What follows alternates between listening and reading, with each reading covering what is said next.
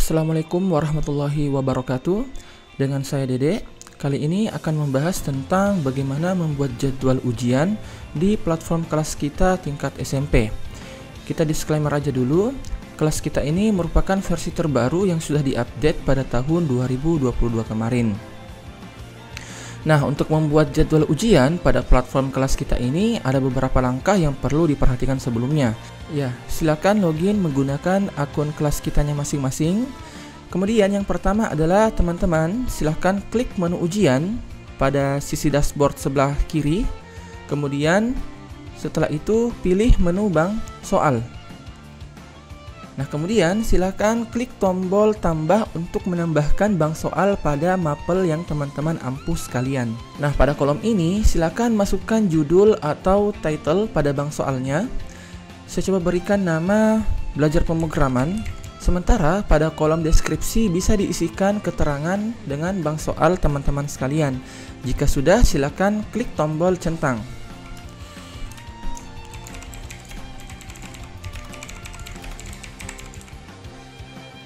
Jika teman-teman sekalian sudah berhasil membuat bank soal tadi, maka akan muncul 5 ikon di bawah kolomnya.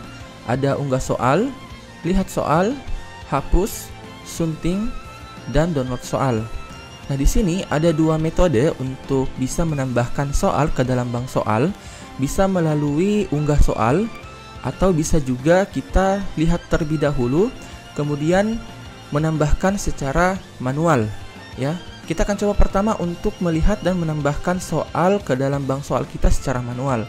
Silakan klik ikon lihat. Kemudian teman-teman sekalian bisa mengarahkan kursornya ke sebelah pojok kanan bawah untuk menambahkan soal ke dalam bank soalnya. Nah, teman-teman sekalian, pada platform kelas kita terdapat 6 tipe soal yang support mode AKM, yaitu esai, isian singkat, benar salah, menjodohkan, pilihan ganda kompleks, dan pilihan ganda. Nah, di Al-Fatih sendiri karena tipe soal untuk ujiannya hanya 2, yaitu esai dan isian singkat, maka saya akan coba untuk menambahkan terlebih dahulu soal esai.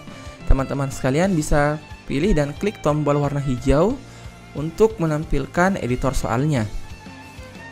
Nah, pada kolom pertanyaan silakan teman-teman masukkan atau inputkan pertanyaan-pertanyaan yang sudah disiapkan sebelumnya. Di sini saya sudah menyiapkan soalnya sebelumnya, jadi tinggal kopas saja. Secara otomatis sistem akan menyimpan soal yang teman-teman sekalian sudah inputkan. Nah, untuk mengedit atau menyunting kembali soal yang teman-teman sekalian sudah buat, silakan gunakan toolbar yang berada di bagian atas soalnya. Contoh, di sini saya akan menambahkan beberapa gambar atau video. Nah, teman-teman sekalian bisa menggunakan ikon anak panah ini untuk menambahkan gambar. Silahkan diklik, kemudian tinggal dicari gambar pada local drive-nya. Ingat teman-teman sekalian, semakin besar ukuran gambarnya maka akan semakin berat untuk di-load oleh sistem. Di sini saya sudah menambahkan gambar. Jika dirasa gambarnya terlalu besar, teman-teman bisa melakukan rescale terhadap ukuran gambarnya. Silahkan diklik lalu ditarik saja untuk mengecilkan ukuran gambarnya. Nah, kalau sudah seperti ini, soalnya sudah tersimpan secara otomatis. Atau sebagai contoh lagi, jika teman-teman ingin menambahkan sebuah video, teman-teman bisa mengklik tombol yang berada di sebelah ikon anak panah tadi. Silakan klik tombolnya, kemudian pilih menu embed ya yang ada di bawah general. Nah, kita coba ambil video dari YouTube. Kita akan copy ya, copy embed code. Nah, silakan di copy, kemudian tinggal di paste ke kolom paste-nya. Kemudian tinggal klik save, maka akan tampil videonya ya, seperti itu. Nah, sekarang kita akan menambahkan tipe soal isian singkat. Silakan arahkan kursor ke pojok kanan bawah dan pilih ikon isian singkat. Nah, teman-teman sekalian, perlu diperhatikan untuk tipe soal isian singkat ini agak berbeda format penulisannya, sebab akan ada kata kunci jawaban yang akan diberikan nantinya. Nah, agar soal isian singkat ini kunci jawabannya terbaca secara otomatis pada sistem, pastikan untuk menambahkan kurung kurawal dan titik 3 kali, kemudian balas tutup kurung kurawal. Selebihnya bisa diperhatikan pada layar. Saya akan menambahkan sebuah soal, kemudian akan mencontohkan dalam menambahkan kurung kurawal dan kunci jawabannya. Nah, teman-teman sekalian, pada layar soalnya terdapat 2 kurung kurawal yang menandakan terdapat 2 kata kunci jawaban. Nah, jika hanya terdapat 1 kurung kurawal, itu artinya hanya terdapat 1 kata kunci jawaban saja. Artinya pada kolom kata kunci jawaban, teman-teman sekalian hanya perlu memasukkan 1 kata kunci jawaban.